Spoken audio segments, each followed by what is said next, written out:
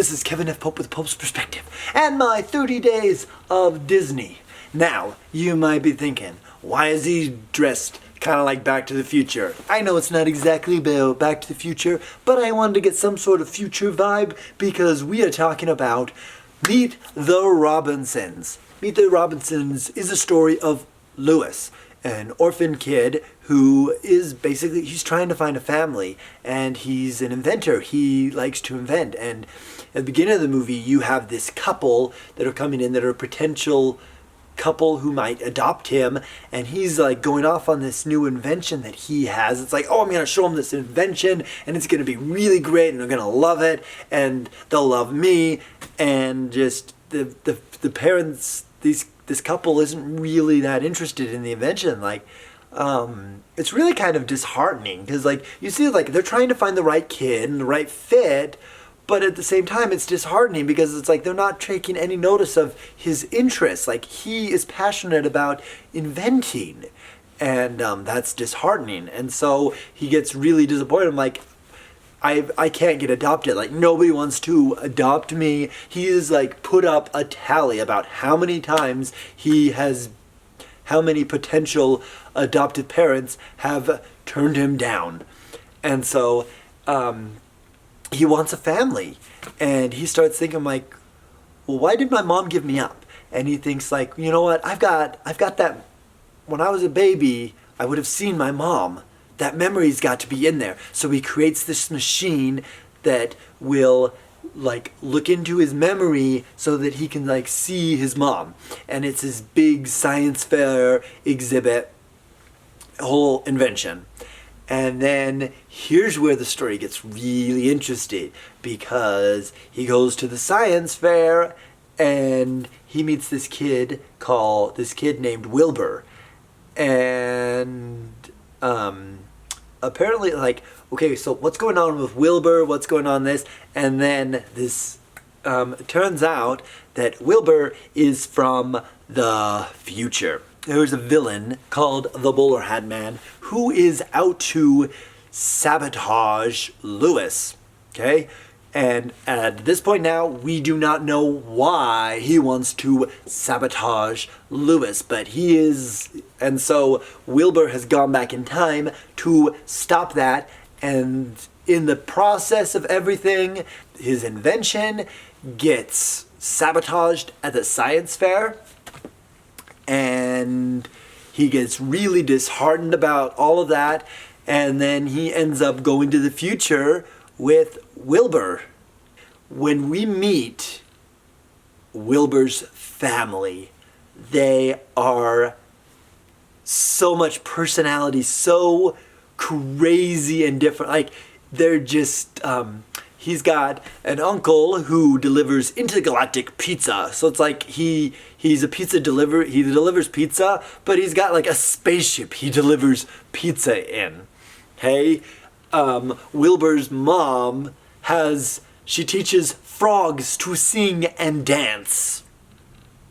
Okay, and there's just so many random family members, and then, like, the grandpa, he's like, yeah, here's what you gotta do. You gotta help me find my teeth.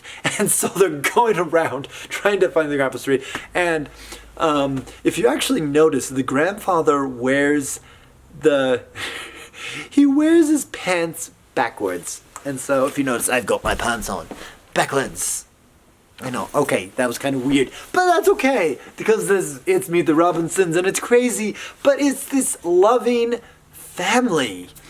And Louis meets his family. It's like, I want to be a part of this family. I want a part of this, because he feels the love from this family.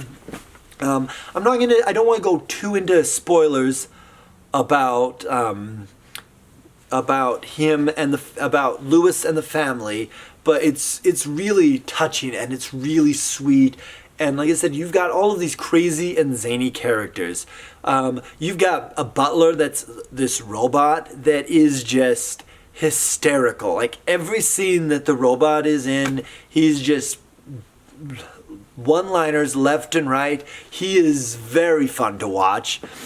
And then you've got the subplot of the bowler hat man who is still trying to sabotage Lewis.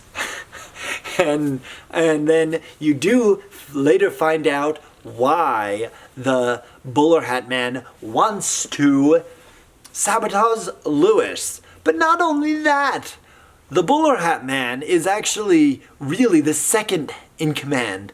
The first in command is actually his bowler hat. The bowler hat. Okay, the bowler hat never talks, but it's pretty much the intelligent half of the bowler hat man. And so, I don't know. It sounds crazy, but it is actually a kick. Like, I love the bowler hat man. It's like, ooh, I've got a really good idea. Ooh, I really didn't think this through. There's actually a part in the film with, I kid you not, a T-Rex. They bring in a T-Rex, and it is a lot of fun. And there's actually a line that people love to quote, and it has become quite the quotable line with the T-Rex, where it's all in subtitles with the T-Rex, where he's like trying to grab him and is like, I've got a big head and little arms, okay? And that has become quite the quote. Like, people love that quote from the movie. It's the favorite quote, and even people that haven't seen the film quote that. Like, it has become the quote, and I have to admit, it is really funny.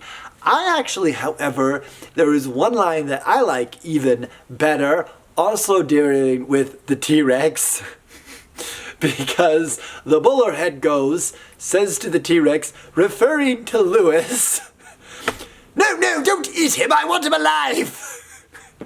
It's just like, I think that line's funny, okay? Don't eat him, I want him alive, okay? Because there's a reason why he wants him alive.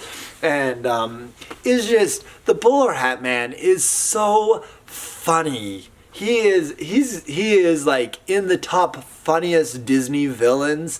I would probably put him in the top 5. He is a kick. Okay, and if you're familiar like with the old style villain with the handlebar mustache and the cape and the hat, and so he's really a variation on that, but at the same time he's his own character, and I love the bowler hat man to pieces. He's, like I said, he's a kick to watch. This movie is so much fun, and really it is one of the most underrated Disney films.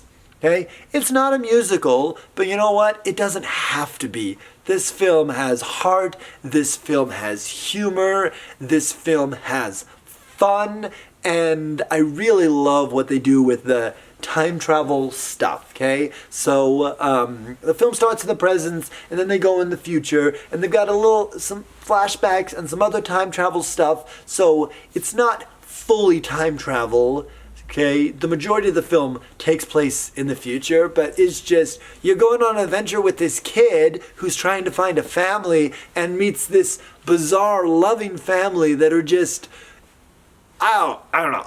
Who would not want to be a part of this family? Unless you don't like weird, unless you don't like unusual, but I'm like, why would you not want weird and unusual? That makes them half the fun, okay? They're weird, they're unusual, and they're loving. That makes a good family. Weird, loving, and unusual. So, in fact, you could actually describe my family that way. We love each other, and it's great. Family is awesome, and this film is about family, and it's like where the film goes in the movie, what you find out with Wilbur and trying to find a family, and his mom and Wilbur's the kid from the future, not Wilbur. What you find out about Lewis. And it's really heartwarming. Like, you go into a movie and you want to follow a character's journey. And that's what you do with Lewis. And it's just, you feel for this kid. You want this kid to find a family, and he meets this family of the future. And can he be a part of the family of the future? Will he be a part of the family, or is there more that we do not know?